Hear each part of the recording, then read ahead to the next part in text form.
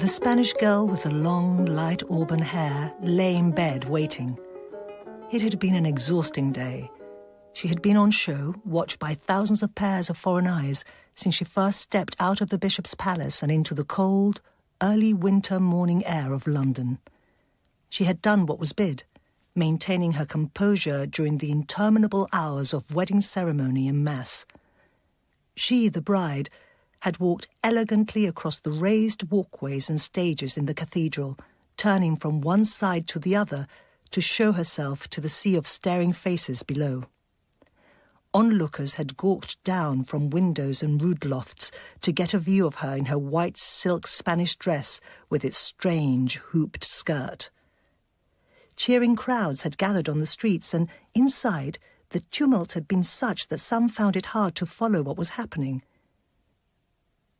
Catalina, still getting used to hearing the sharp consonants of her name softened to the English word Catherine, was 1 month off her 16th birthday. She was, or certainly should have been, a virgin. That, anyway, was what the ambassadors sent by her parents Isabel and Ferdinand, the powerful Reyes Católicos, the Catholic monarchs of Spain, had proclaimed to her father-in-law and his court just 24 hours earlier. Her husband, Arthur, Prince of Wales and heir to the throne of England, may have been younger, but his 14th birthday was already 13 months behind him. By the mores of their time, then, they were old enough for what should have happened next. Had not her father-in-law, King Henry, been conceived when his own mother, Margaret Beaufort, was still just a 12-year-old girl? This was, in fact, what it had all always been about.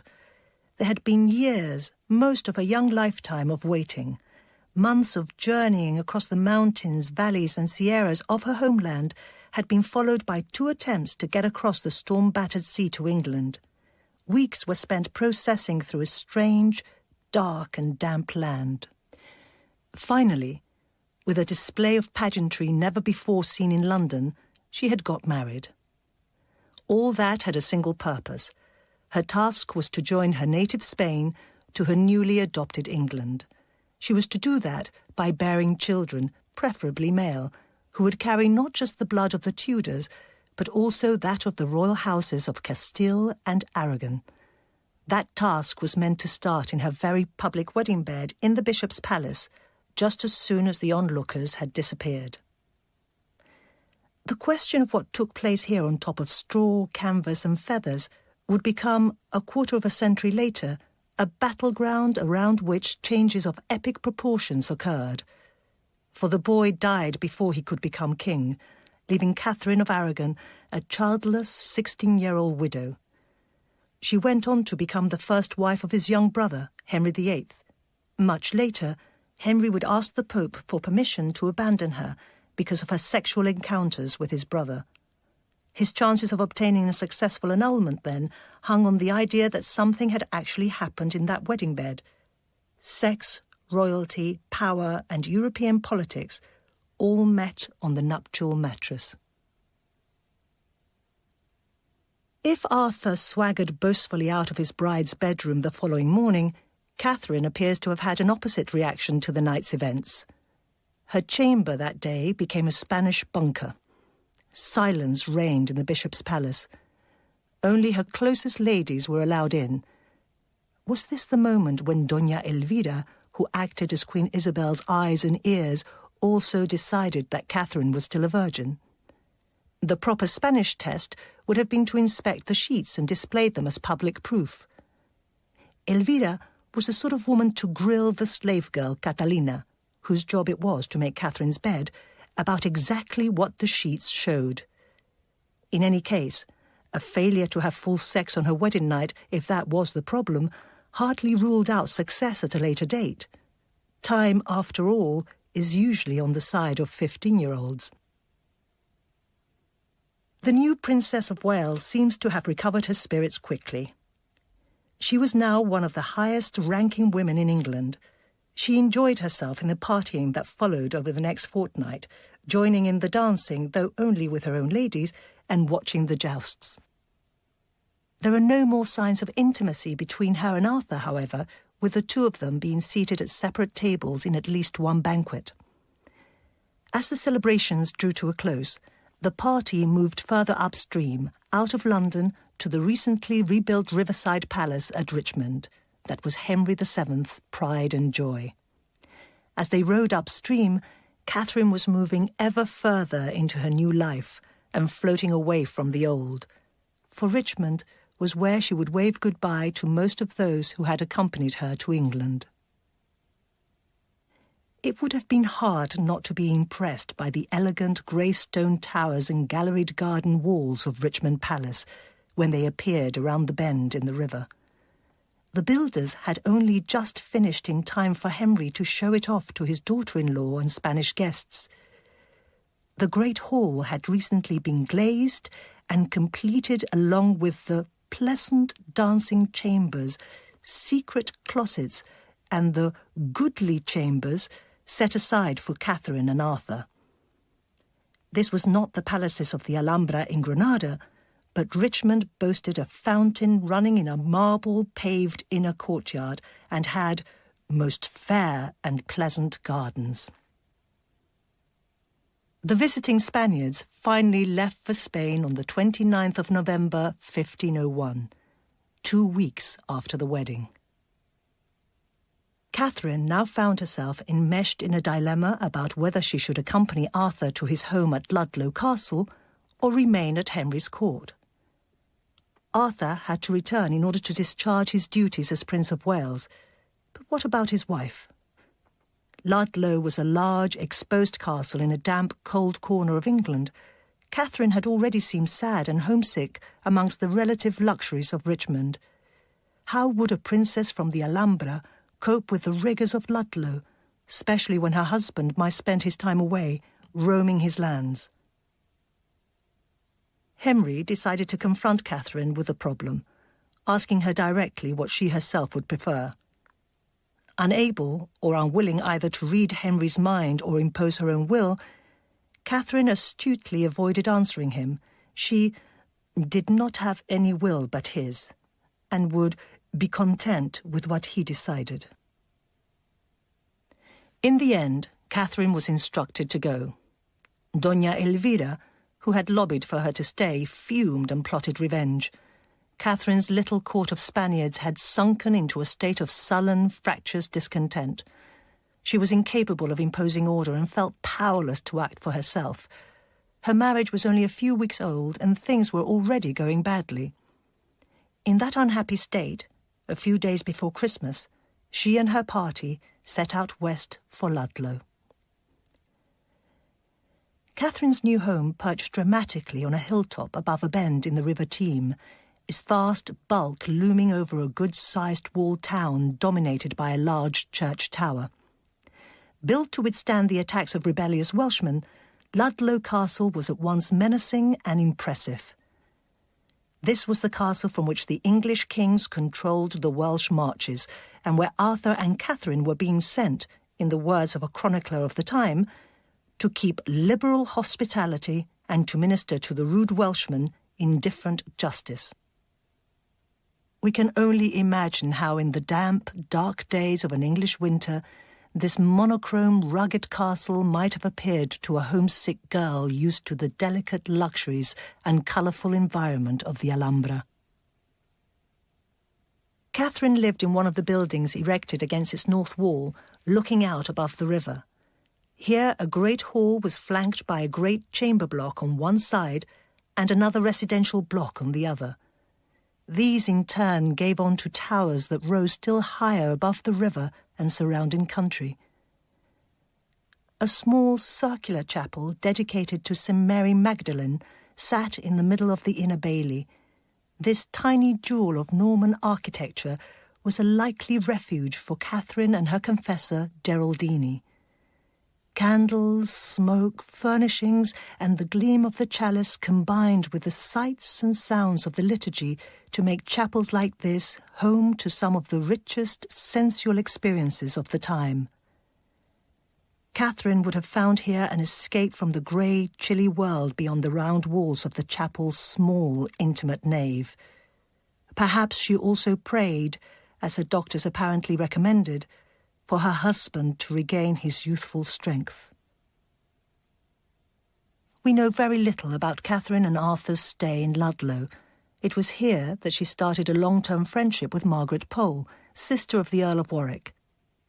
Like many of Catherine's closest supporters, Margaret Pole would later die on the executioner's block. It is difficult to imagine that late winter and early spring as a happy time. Catherine experienced little more than tragedy, grief, sickness and solitude during the 4 months she spent here. She and her husband never gave up their attempts to procreate. Arthur was an occasional nighttime visitor to Catherine's bedchamber. This may have happened, as she later claimed, only 7 times, or he may have gone in his nightgown unto the princess's bedchamber door often and sundry times, as one of Arthur's privy chamber grooms claimed almost 3 decades later, when their sex life suddenly became of interest to the world. Catherine stayed through to a spring during which the weather was so awful that one visitor to these parts recalled the foulest, cold, windy and rainy day and the worst road that I have seen. Queen Isabel back in Spain would later refer to Ludlow as that unhealthy place. Insanitary conditions encouraged the spread of disease. Sweating sickness raged around the area at this time. It seems to have been a deadly flu pandemic, which had flared up several times since the early days of Henry's reign. One chronicler described it as amongst the most painful and lethal diseases anyone could recall. The raging fever caused sufferers to tear off their sheets and clothes and cry out in desperation for cold water to quench their importune heat and insatiable thirst. Survival rates were low. The chronicler probably exaggerated when he claimed that all but 1 in 100 victims yielded up their ghost. But the virulence with which it swept through the whole population was enough to account for 2 London mayors and 6 aldermen in just 8 days. Catherine herself was struck down by illness in Ludlow. So too was Arthur. Whatever the causes, Catherine proved more resilient. Her own doctor apparently diagnosed Arthur as suffering disease, a Spanish catch-all word covering everything from pulmonary tuberculosis to any wasting, feverish disease that produced ulceration of some bodily organ. Arthur certainly struggled against a most pitiful disease and sickness.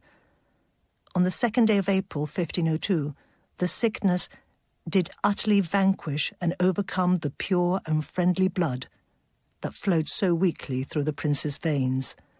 Arthur, still aged just 15, died. Catherine's short marriage to the heir to the English crown was over. There was some speculation about whether she was pregnant, but this soon evaporated.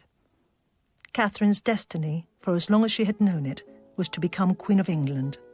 Now, for the first time in her life, she did not know what future awaited her.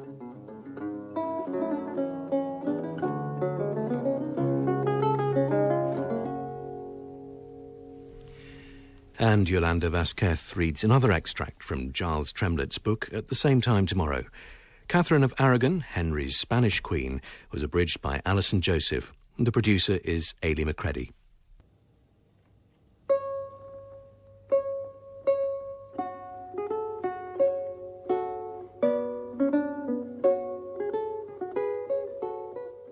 A litter covered in the black velvet of mourning drew up inside the high walls of Ludlow Castle.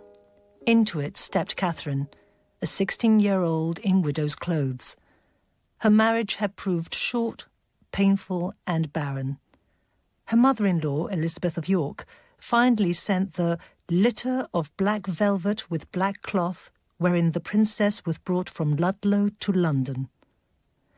Catherine's return to London and an uncertain future in this gloomy contraption could not have contrasted more starkly with her glorious, colourful entry into the city just 6 months earlier. It must have been with some relief that Catherine settled into the new riverside home that King Henry set aside for her. Durham House was a grand, solid-looking bishop's palace in the smartest part of suburban London. It was one of half a dozen large, noble houses with extensive gardens strung along the River Thames by the Strand. The main house sat around a courtyard. A walled garden looked out over the Thames towards Lambeth and its marshes. Catherine had her own landing stage, or at least steps from which to make barge trips towards Henry VII's court when it was based at Richmond or Greenwich. Westminster was a short barge ride away. The palace was easily large enough for her court of 60 people, whose members now recovered their old positions, titles, honours and, unfortunately, their pomposity. Doña Elvira soon submitted her acquiescent charge to the strictures of formal mourning and Spanish sobriety. Elvira's dark green presence was hardly likely to help Catherine as she tried to overcome the sadness and frustrations of teenage widowhood.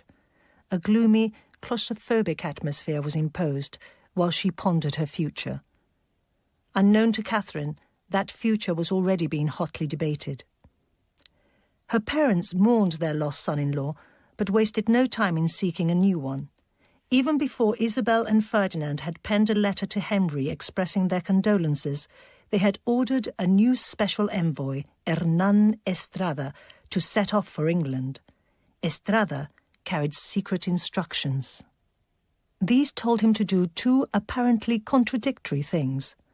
First, he was to tell Henry VII that Catherine's distraught parents wanted their beloved, grieving daughter back with them, and that he was to send her home immediately.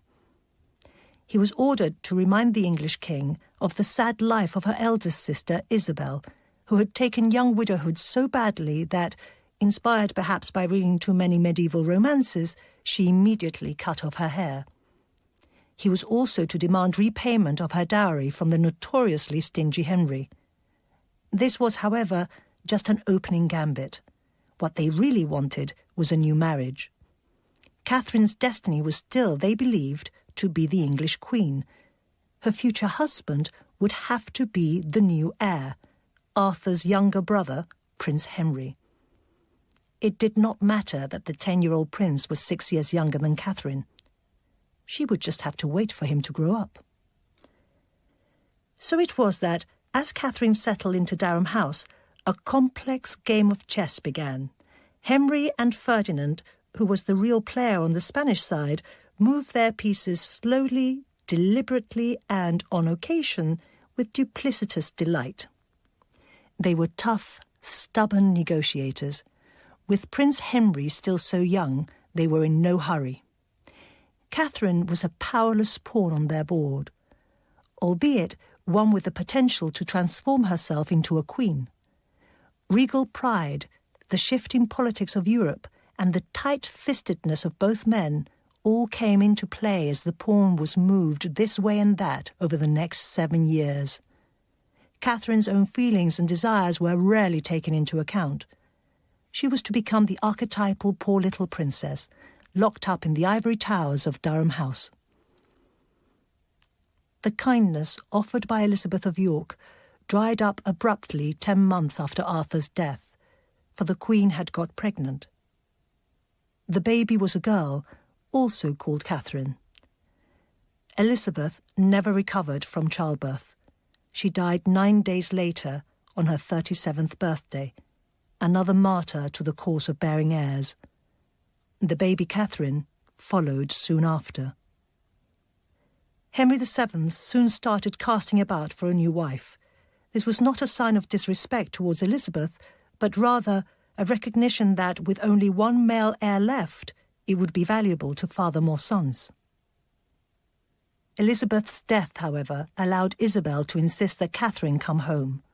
Her daughter's honour and reputation would be at risk, she said, now that there was no mother-in-law to look after her. It was, anyway, unacceptable for a Spanish infanta to remain in England looking as if she was begging for a betrothal. In mid-April 1503, Isabel sent instructions for Catherine to pack her bags. A fleet of Spanish merchants was on its way back from Flanders. It could pick her up at an English port. Catherine was told to be ready to board as soon as they dropped anchor. If Catherine began dreaming about returning to the embrace of her mother and the delights of the Alhambra, the dream was soon cut short, for this was just a piece of brinkmanship. Isabel wanted to concentrate Henry's mind on a quick betrothal to his son. It worked. Terms were agreed in London on the 23rd of June, 1503. Catherine's pawn had once more been moved across the board. Both sides agreed that a papal dispensation was needed. The couple had become, at least in theory, related in the first degree of affinity when Catherine married Arthur. The issue of Catherine's sex life raised its head again, for if she had stayed a virgin, there was no real affinity. The marriage treaty explicitly states that a dispensation was required because her marriage to Prince Arthur was solemnized according to the rites of the Catholic Church and afterwards consummated. 2 months later, however, Ferdinand was telling his ambassador at the Vatican, who had orders to seek the dispensation, that it was all a lie. The truth is that the marriage was not consummated and that the princess our daughter remained as whole as she was before she married, he wrote.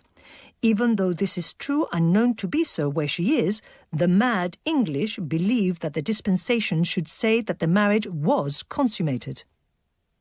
This, he explained with startling prescience, was in order to get rid of any future doubt over the rights of succession of the children that, God willing, will be born of this new matrimony.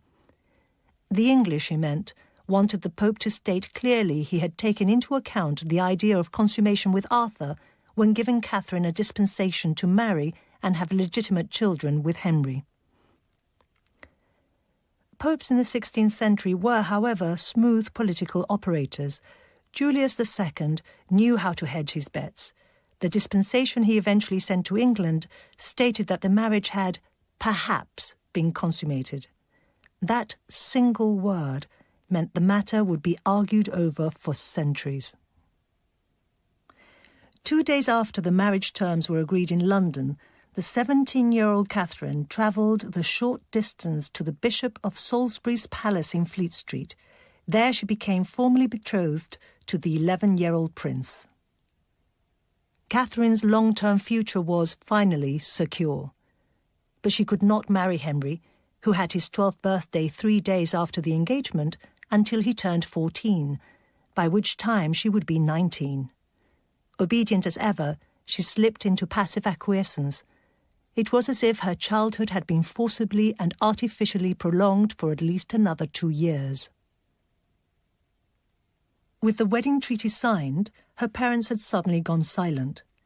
In Medina del Campo, where the English ambassadors had negotiated Catherine's betrothal to Arthur 15 years earlier, Ferdinand wrote a letter to his daughter. Her beloved mother had just died. Her death is for us the deepest grief that could ever happen to us in this life, for we have lost the best and most excellent wife that king ever had, he said. The grief pierces our heart. It was a double blow. Catherine had lost a mother. She had also lost status, for she was no longer daughter to the powerful Queen of Castile. Isabel's death, indeed, threatened to shake up the political alliances of Europe and the marriage treaties of its leading families. The new Castilian queen was Catherine's sister, Juana, even if both her husband and her father claimed she was too mad to rule. Catherine, as a result, now only derived her status from being the daughter of her father, the King of Aragon. Ferdinand was a relatively minor European monarch compared to the great Isabel. By August 1507, Catherine was telling her father that no woman, whatever their station in life, could have suffered more than she. "I love you more than ever a father loved his daughter," Ferdinand replied, yet he did nothing to prove it. Over the next year and a half, despite her best efforts, things slowly went from bad to worse. Catherine alternately pleaded for money, complained at Henry's ill treatment of her, and lambasted her father for his inaction. On one occasion, when Henry suggested to her that both he and Ferdinand were still free to break the marriage treaty, she pretended not to understand. "I told him that I could not comprehend him, and that I did not like to take it in the sense which he meant," she wrote. Ferdinand somehow persuaded Henry to stick by the marriage treaty and give him more time to come up with the missing money for his daughter's dowry. Early in 1508, he reassured Catherine that, as far as he was concerned, the marriage was still on. He also praised her work as his ambassador. She was proving so virtuous and prudent in her handling of Henry that, from now on, he promised to treat her words as gospel. By July 1508, Ferdinand had still not produced the marriage money. 8 years had gone by since Catherine arrived in England. Much of it had been misery. Now it was getting even worse. "It is impossible for me any longer to endure what I have gone through and still am suffering from the unkindness of the king and the manner in which he treats me," she told Ferdinand in the spring of 1509. Henry was now being deliberately vindictive. "He tried to make me feel this by his want of love," she complained after Henry had boasted that he no longer needed her father. "He said he was not bound to give my servants food, or even my own self." Catherine felt she could sink no lower. Nothing she did as ambassador made any difference. She had sold so much of her jewels and plate that she could no longer pay for her high necessities. Her father now also doubted that the wedding would take place and began making contingency plans to take her back home to Spain. Henry, he had decided, was little desirous to bring the affair to a conclusion. Catherine was so distressed that she imagined herself at death's door. "I fear my life will be short, owing to my troubles," she told Ferdinand. If she could not marry a man, she would become a bride of Christ. Ferdinand, she said, could ship her home and allow her to enter a convent, so that I may conclude my few remaining days in serving God. Within weeks, however, reality was to supersede even her own heightened sense of drama. The stalemate of her marriage was broken by nature. Henry VII died on the 21st of April, 1509, probably from pulmonary tuberculosis. Henry had seen off the many plots against him and, despite the unpopularity of his rapacious ways, had successfully established his line on the throne. His 17-year-old son and heir quickly decided to marry Catherine. After all her sufferings, she would finally be queen.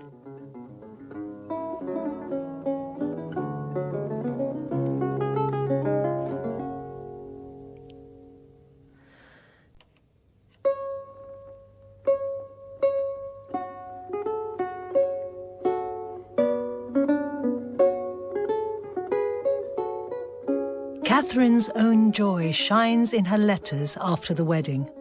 Night had become day. She loved her energetic, chivalrous young husband and continued to revere a father who had allowed her to be so well married. As for her husband, amongst the reasons that oblige me to love him much more than myself, the one most strong, although he is my husband, is his being the so true son of your highness, she told Ferdinand, with desire of greater obedience and love to serve you than ever son had to his father. Ferdinand was just as pleased. To be well married is the greatest blessing in the world and source of all other kinds of happiness, he told her. God is good to good husbands and wives. Henry wrote to his Spanish father-in-law to say how in love he was. He had rejected all other ladies in the world that had been offered to us in order to marry Catherine, and had no regrets. Her eminent virtues daily more and more shine forth, blossom and increase. After 6 weeks of marriage, he could safely say that, if asked to choose again, her we would yet choose for wife before all other.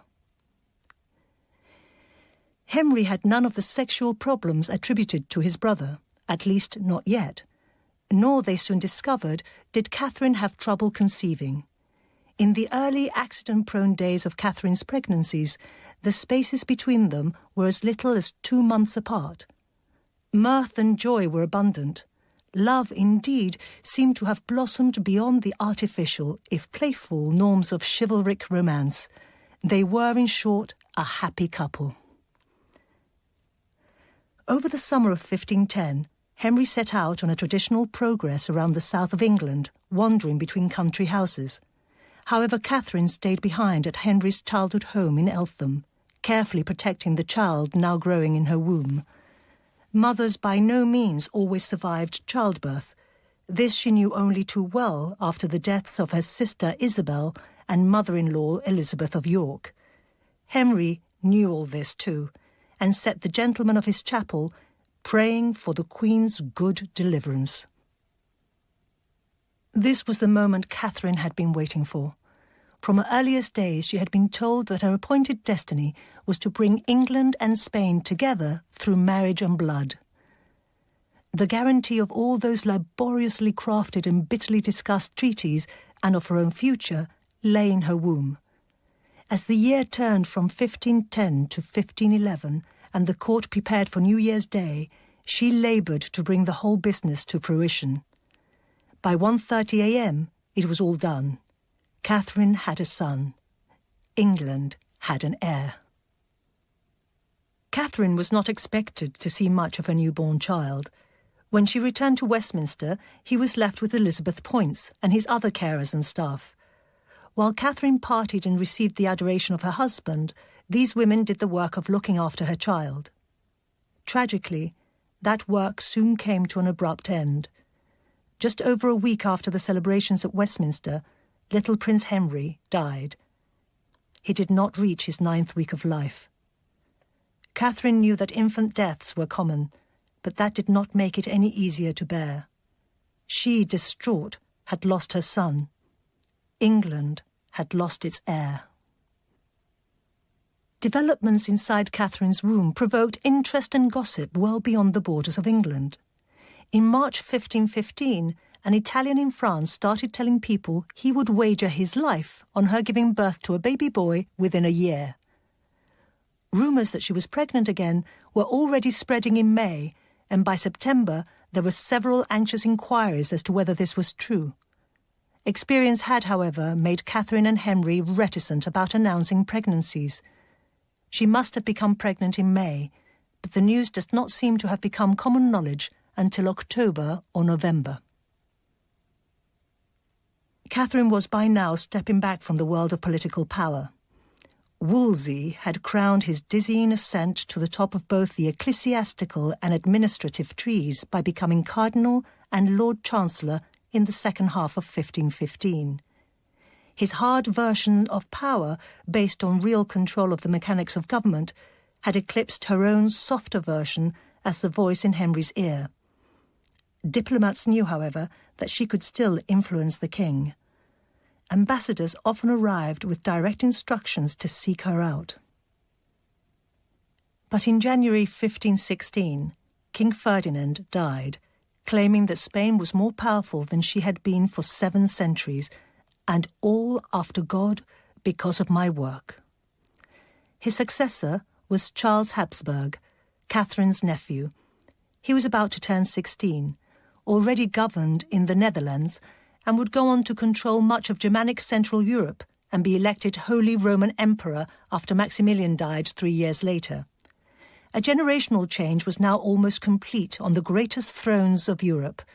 The complex relationships between the 3 young, powerful and ambitious men now ruling Europe's most important lands would dominate the coming decades and play a significant role in Catherine's future. News of her father's death was kept from Catherine for a week or 2. She by now was in confinement, and no one wanted such a shock to upset the long-desired coming of a healthy child. At last, in mid-February, a healthy baby girl was born. She was named Mary, and automatically became heiress to the crown.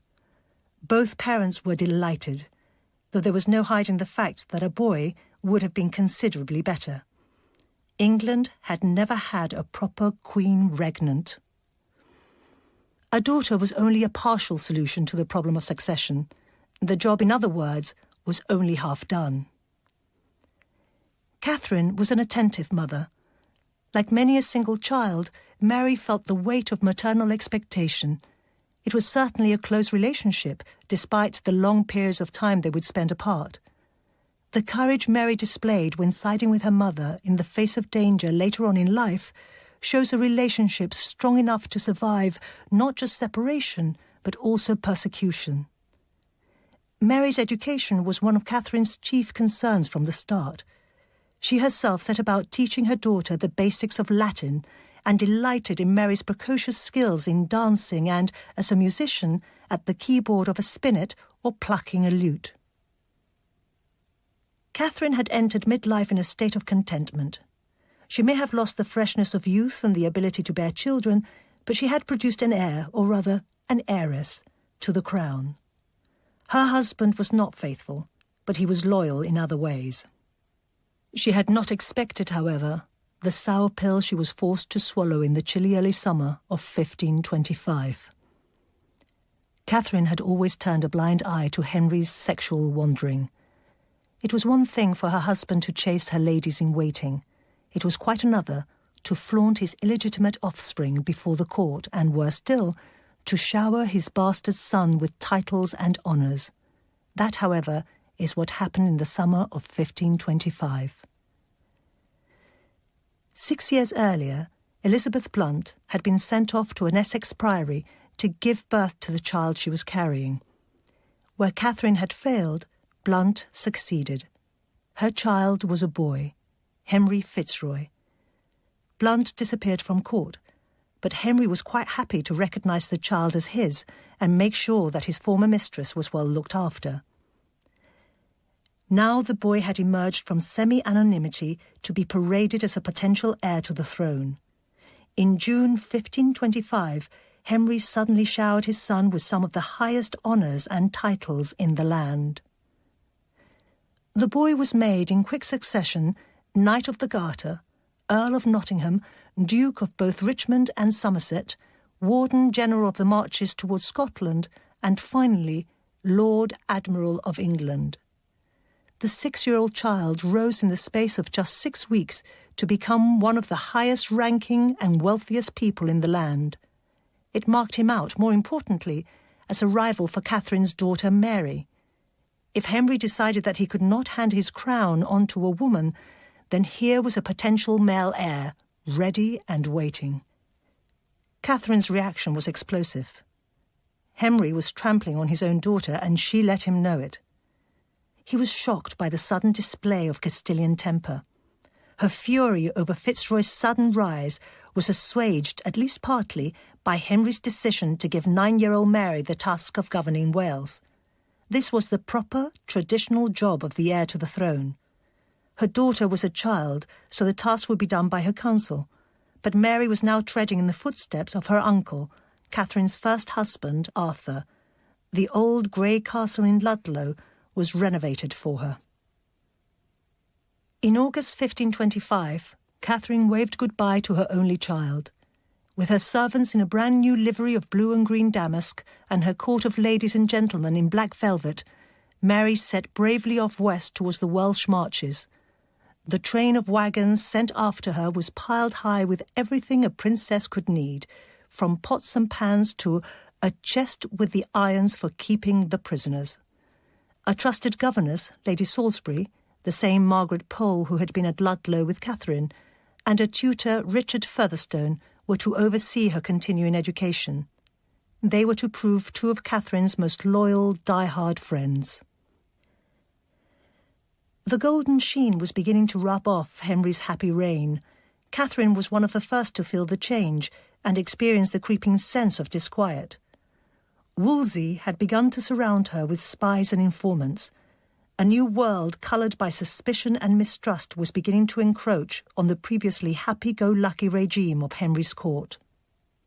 Now pressure was being brought to bear on those closest to her. They were to watch, listen and report back. One of her ladies was so upset by the change that she departed the court for no other reason than that she could no longer betray her mistress. There was much to be suspicious about. On the 17th of May, 1527, a secret tribunal had been called in Wolsey's York Place residence at Westminster. Those present were told that the king was racked by terrible and terrifying doubt. Someone had suggested that his marriage was illegal and that he and Catherine had been living in sin all this time. Now, 18 years after their wedding, he doubted that it had ever been legal to marry his brother's widow. The Bible, he had been told, prohibited such a thing. It was a convenient excuse. Henry wanted to get rid of Catherine. Even he could not have suspected quite how difficult that would be, or what deep rifts it would provoke in England. Catherine was nothing if not obstinate. She was not going without a fight. The king's apparent attack of moral panic raised the question of who or what had stirred his suddenly troubled conscience. His wedding, after all, had taken place 18 years ago, when he was half his current age. A smokescreen explanation had already been devised. Officially, it was Gabriel du Gramont, the French Bishop of Tarbes, who first asked whether Henry's marriage was really valid. Henry was fully capable of convincing himself that the feelings now stirring inside him were dictated by his conscience rather than his own desires. There can be little doubt, however, that the latter burned with ferocious heat in his mind, heart, and elsewhere. Henry longed passionately for two things, neither of which he could have. One was a male heir. The other was one of Catherine's young ladies. Her name was Anne Boleyn.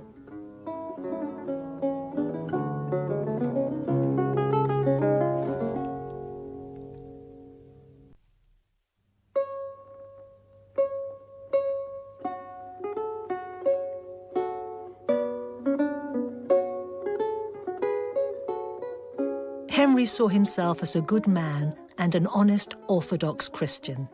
The Pope, after all, had given him the title of Defender of the Faith in 1521.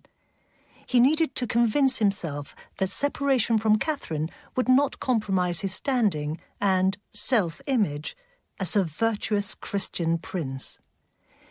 It might have seemed obvious to almost everybody else that what he really wanted was to swap an old wife for a young one, but Henry's mind was both immensely self-centred and very supple. He quickly came to the conclusion that he was driven by far higher thoughts, the true scruples of a thinking religious man about whether his marriage had ever been legal.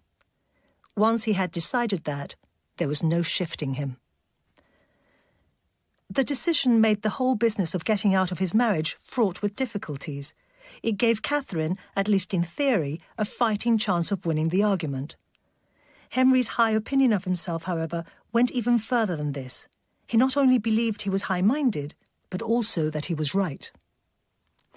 Instead of finding a more direct or brutal way of getting rid of Catherine, as he did with his later wives, he was sure that he could simply persuade everyone, including the Pope, to agree with him. Catherine had been queen, and an increasingly popular one, for 18 years. She had friends in many places. The remarkable speed with which she discovered Henry's secret suggests that she already suspected something was going on, and that her ally, the Spanish ambassador Mendoza, had been fully informed. Mendoza saw trouble brewing for the king. So great is the attachment of the English people to the Queen. The divorce, he predicted, would create a scandal. Catherine's first blow was simple but devastating. Henry claimed they were sinners because she had carnally known his elder brother. Henry, she declared, was wrong. She and Arthur, despite their very public bedding on the wedding night, had never had sex, and she now claimed that Henry had always known she was a virgin when he first went to her bed. Wolsey was beside himself when he heard that Catherine had been, as he put it to Henry, affirming that your brother did never know her carnally. If true, this sank a large part of Henry's argument. She had also demanded her husband allow her to take on foreign counsellors to advise her what to do. All this was proof, Wolsey decided, that she was receiving secret advice. This device could never come of her own head, he said. Wolsey was seriously underestimating his opponent. The battle that Henry expected to win in months took another 6 years. King Harry of England coming to the court. The crier's words rang through the great chamber at Blackfriars. This had been specially converted into a solemn court. The Cardinals Wolsey and Campeggio presided over it from their elegant cloth-of-gold chairs on a raised tribune covered in carpets and tapestries. "Here, my lords," answered Henry, who already sat on the right side of the courtroom in a chair of rich tissue set under a gold canopy. Across the court from him, on the other side of the benches where England's bishops perched, sat Catherine herself. "Catherine, Queen of England, coming to the court," said the crier. With these words, the most exciting and eventful day of one of the most remarkable trials ever seen in England began. That a king and queen should be called into court to be tried by two cardinals representing the Pope was unprecedented. It was as if three of the principal powers of Europe, via proxy or in person, were facing one another in the courtroom. On the right was the King of England. On the left, in the form of Catherine, was the mighty Emperor Charles himself. Stuck in between, like a man being squeezed in a slowly closing vice, was the Pope, represented by Campeggio and, to a lesser extent, by Wolsey. Although his cardinals were nominally there to resolve the dilemma, the Pope mainly saw himself as a victim. The mutual intransigence of both Catherine and Henry, he felt, was to blame for his plight. Clement may have come from the great Medici family, but he was a timid man, surrounded by mediocrity. In Rome, when asked about the divorce, he sometimes gave way to bouts of weeping or simply declared that he wished he were dead. England's bishops were front-row onlookers at this strange spectacle. The common people were also present at the Blackfriars Court, crowding into the chamber to witness the unprecedented show. Catherine was cheered as she entered the court. The show of solidarity from her ladies was echoed by the women waiting in the crowd outside the court. If the matter were to be decided by the women, the king would lose the battle, for they did not fail to encourage the queen at her entrance and departure by their cries, telling her to care for nothing, with similar expressions, noted the French ambassador, Du Bellay. She recommended herself to their good prayers with other Spanish tricks. Catherine's response to the court was what stuck in the mind of all those present. She rose from her chair in silence as all eyes fixed upon her. She then walked deliberately across the room and past the bishops to where her husband sat on his luxurious cushioned chair. Catherine knelt at his feet. No one present could doubt that this was a woman showing respect and love for her husband. In this position, she began her dramatic act of defiance. She started to speak, not just to her husband, but to the entire court. "Sir, I beseech you, for all the love that hath been between us, and for the love of God, let me have justice," she began. He was, she reminded him, England's head of justice. It was his responsibility to make sure she was treated fairly. He was also, of course, her husband, and the person whom she had done all in her power to please for 2 decades. "Alas, sir, wherein have I offended you? Or what occasion of displeasure have I deserved?" she asked. "I have been to you a true, humble, and obedient wife, ever conformable to your will and pleasure, that never said or did anything to the contrary thereof.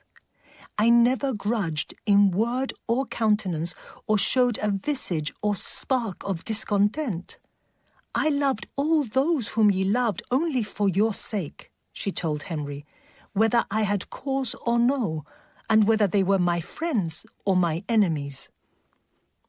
Was it really her fault they had no son to inherit his crown?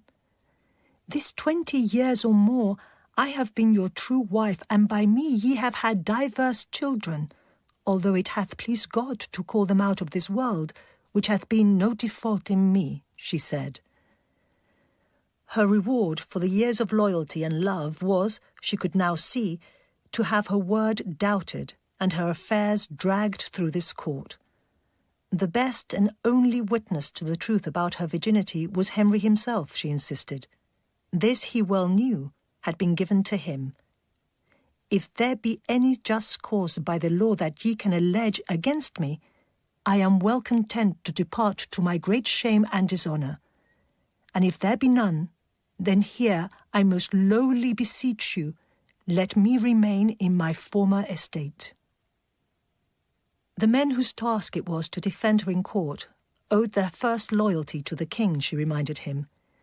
"They are your subjects, and dare not, for your displeasure, disobey your will and intent," she said, still unaware of just how brave some of them would be. "Therefore I most humbly require you, in the way of charity and for the love of God, to spare me the extremity of this new court until I may be advised what way and order my friends in Spain will advise me to take. And if ye will not extend to me so much impartial favour, your pleasure then be fulfilled, and to God I commit my cause." Catherine had stayed on her knees. Henry had tried to raise her up twice, but she had remained stubbornly down. She was his wife, her posture said, and entirely subject to his whims and decisions. Now she asked him for one last thing. Would he give his permission, as her husband and master, for her to write directly to the Pope to defend her honour and conscience? Henry raised her up and told her that, yes, she had his permission. It was a brilliant coup. She had backed an unsuspecting Henry into a corner. Unable to resist either the force of her petition or the gaze of the massed onlookers, he had cleared Catherine to do the one thing that might save her, appeal directly for the case to be revoked to Rome. Catherine had said what she came to say, and had got what she needed. She made a low curtsy to her husband. Those watching expected her to return to her seat. To their astonishment, however, she walked straight towards the door. She sought the arm of Griffin Richards, her receiver-general, and proceeded in a stately fashion past the onlookers. The crier tried to call her back. "Catherine, Queen of England, come into the court," he bellowed. "Madame, ye be called again," said Richards. Her reply was audible to those in the hall. On, she said. "It makes no matter, for it is no impartial court for me, therefore I will not tarry. Go on." And so she strode out, never to return. In August 1532, William Warham, the Archbishop of Canterbury, died. Old age, rather than the king's rage, had eventually killed him. All Henry needed to do now was place someone in Canterbury who would not shrink from delivering a divorce, whatever Rome said. That man, much to his own alarm, was Thomas Cranmer. "There was never a man came more unwillingly to a bishopric than I did to that," he claimed later. By Christmas 1532, Anne Boleyn was pregnant. It was a final, calculated move to bind Henry to her. In January 1533, in absolute secrecy, they were married. Catherine's husband was now a bigamist. On the 11th of April, Cranmer wrote to Henry, most humbly, requesting permission to finish what had started 6 years previously. The rude and ignorant common people, he claimed, wanted the matter settled. Henry graciously conceded, congratulating Cranmer on his zeal for justice and concern for the people. The court was set up at Dunstable Priory in Bedfordshire, far enough from London for people not to interfere or to cause trouble in the streets. The trial opened on the 10th of May, and, with Catherine absent, Cranmer passed sentence 13 days later. There was no surprise. Catherine, in the eyes of the New English Church, had never been properly married to the king.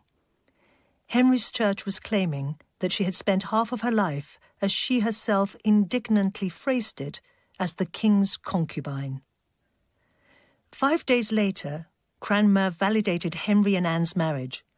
4 days after that, he oversaw the coronation of a 6 months pregnant Anne and was a guest of honour at the banquets afterwards. Reaction to the coronation was, when compared to the reception Londoners had given Catherine, muted. A handful of important people, including Henry's sister Mary and Sir Thomas More, stayed away. A new order had, however, now been firmly established in England. Both Henry and Anne were determined to make Catherine and the rest of the country bow to it.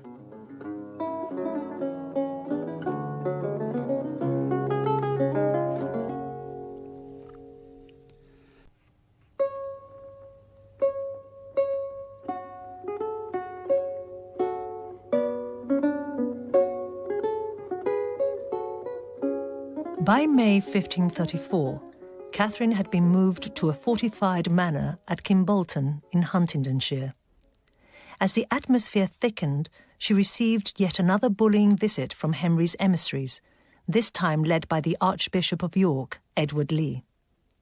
They made her the usual offers of a life of elegant retirement if, this time, she accepted the act of succession. Catherine, they complained afterwards, reacted in great choler and agony and always interrupting our words. She was not Henry's subject, she retorted scornfully, but his wife. Cranmer, she told them, was a mere shadow. The bill did not concern her. They had come armed, however, with a new threat. They threatened her expressly with the punishment contained in the Act, making it clear that this included death, an indignant Eustace Chapuis, Catherine's nephew's ambassador, reported. The threat may have been less naked than Chapuis thought, but it was still there. Catherine hurled it back in their faces. If any one of them wished to be her executioner, she said, they should step forward and perform the act there and then. Her only regret would be that, when execution time came, she had always wished it might be in public and not in a room or at some secret spot. Henry's envoys, once again, beat a cowardly retreat. Death was no threat to a woman already preparing herself for both the pain and the glory of martyrdom. It was an extraordinary situation. The king thinks he has got his subjects more under his command by making them swear to maintain the laws made against the queen and princess in favour of this second marriage. But it only irritates them the more, Chapuis had observed. They are at present in such fear that there is neither small nor great who dare speak or grumble in any way. But when the time comes, everyone will declare himself. Chapuis reported that John Fisher, Sir Thomas More, Catherine's faithful priest Thomas Abel, and her daughter's old teacher Richard Featherstone had all been given a 6-week deadline to swear the oaths or pay the consequences. One of the most poignant and pathetic descriptions of the times came from More. "I am the king's true subject, and pray for his highness and all of his people, and all of the realm," he wrote to his daughter. "I do nobody harm. I say no harm. I think no harm, but wish everybody good. And if this be not enough to keep a man alive, in good faith I have not long to live." The offer of the oath was like a sword with 2 edges, said More. One edge, refusal, would kill his body. The other, to swear, would slay his soul. He preferred the former. Fisher turned down a last offer for him to swear the king's oath as he mounted the executioner's scaffold on the 22nd of June, 1535. More followed him on the 6th of July.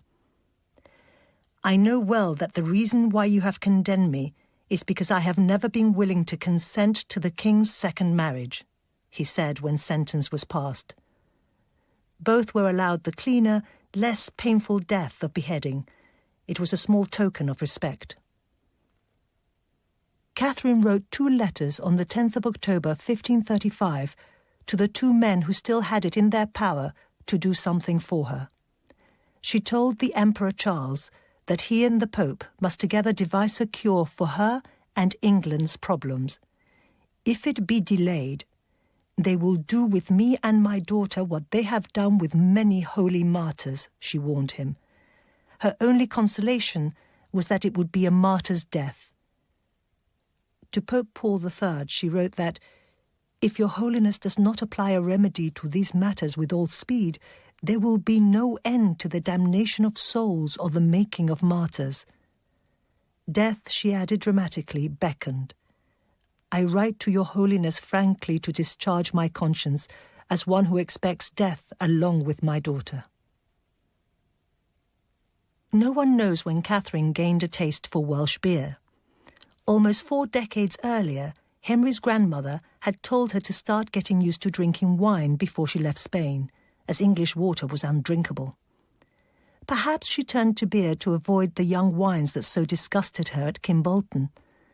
Whatever the reason, she drank a draught of Welsh beer during a prolonged illness in December 1535 and soon felt worse.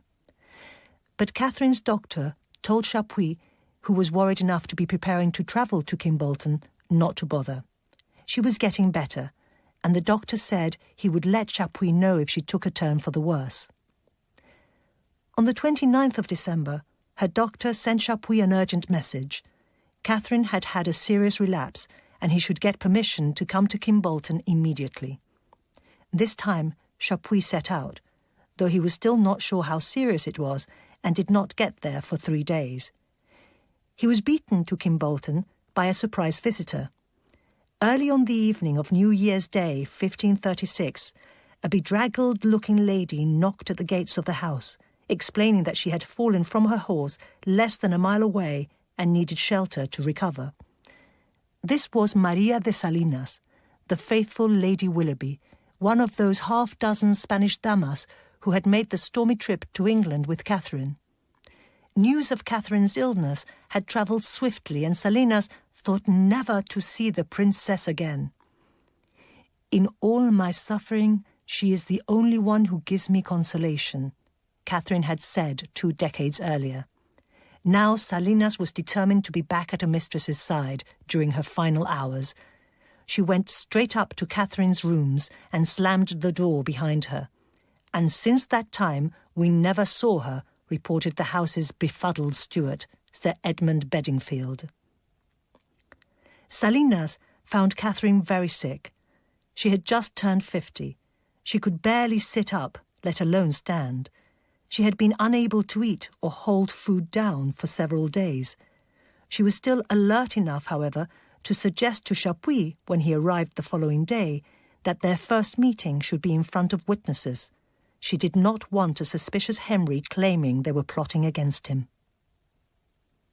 Chapuis went to Catherine's rooms for 2 hours each afternoon for 4 days. She complained once more about the inaction of the Pope and the Emperor. She admitted that her conscience was troubled by the thought that England's problems, or at least the heresies and scandals let in during the divorce battle, might be her fault. Chapuis reassured her. She might have doubts and scruples, but, he said, she could have done nothing else. His visits and the loving care of Maria de Salinas restored her morale and improved her health. Catherine began to eat and hold down her food. On the 4th day she was so much better that they decided Chapuis should leave. Catherine's health continued to improve over the next 2 days. On the 6th of January she sat up in bed, tied up her own hair and dressed her head. That night, however, she began to get fidgety. After midnight she started asking what time it was. She wanted to take communion and worried she might not last until daylight. Her confessor, the nervous old Spanish bishop of Llandaff, Jorge de Ateca, offered to break the rules and give her communion there and then. The circumstances, he saw, were extreme enough to warrant it. Catherine waited until dawn. She took communion and confessed. She begged God to set Henry back on the right path and forgive him for wronging her. She asked pardon for her own soul. Death was now clearly in sight. The Bishop of Llandaff administered extreme unction. Catherine answered him bravely, in a clear and audible voice. She continued to mutter prayers to herself. They were her final consolation. Then, shortly before 2 o'clock on the afternoon of the 7th of January, 1536, she drew her last breath. Henry's Spanish queen had died, her mind still troubled by whether she had been good to a country which, in the end, had been bad to her. Catherine's death did not close wounds. It simply confirmed the end of the first act in England's murderous Reformation drama. The bloody separation from Rome that she had foreseen proved, despite her daughter's later efforts, to be unstoppable. The death toll would only grow. Few would have predicted, however, that the most famous head to roll would belong to Anne Boleyn, or that it would go so quickly. Catherine was laid to rest at Peterborough Abbey on the 29th of January. Anne miscarried that same day. Catherine's death, ironically, freed Henry from what now felt like the yoke of Anne. The same sharp, fiery character that had been so alluring became rapidly unbearable to him now that both the challenge of the chase and the immense task of divorcing Catherine were over. Anne's many enemies were quick to act, encouraging Henry to see treason while dangling the young Jane Seymour in front of his eyes. Cromwell, cold and efficient as ever, did the rest. Charges of treason and adultery sealed Anne's fate. She met the kind of death that Catherine had feared for herself. She was dispatched by an executioner brought specially from Calais, who sliced her head off with a sword on a scaffold at Tower Green on the 19th of May, 1536. Henry's second queen outlived Catherine by only 19 weeks. The craven and obedient Cranmer had already pronounced Henry's second marriage to be null and void. The day after Anne's execution, Henry and Jane Seymour were betrothed. 10 days later, they married. The king got his son an heir, the future Edward VI, 17 months later. But Henry's only long-lasting marriage was to Catherine. Jane Seymour died a few days after giving birth. Her successors, Anne of Cleves, Catherine Howard and Catherine Parr, would each spend less than 4 years by Henry's side. Catherine of Aragon had lasted more than twice as long as Henry's queen as the other 5 put together. Her most important legacy to England was her daughter. To all intents and purposes, Mary was England's first queen regnant. It is deeply ironic that this was one of the things Henry was trying to avoid when he divorced Catherine. His daughter gained the nickname of Bloody Mary by trying to turn back the clock of Reformation, creating a swathe of Protestant martyrs, including Cranmer, along the way. Anne Boleyn's daughter, Elizabeth I, succeeded Mary on her death in 1558, and the religious pendulum swung back the other way. Debate over Catherine's character and her place in history usually concentrates on the twin questions of whether she was really a virgin when she married Henry and whether England would have remained Roman Catholic had she chosen to go quietly into a convent. Chapuis reminds us of another choice, the impact of which cannot be measured, but which was possibly as important as any other she made. Given the chance of promoting war between England and the mighty empire of her nephew Charles in order to re-establish her marital rights, Catherine chose peace. Charles may have been unwilling, but Chapuis seemed convinced he could be pushed into it if Catherine encouraged her English supporters to rise against Henry. We can only speculate about the bloodshed prevented by her decision and the radically different course that Europe's history might have taken had Catherine opted for war.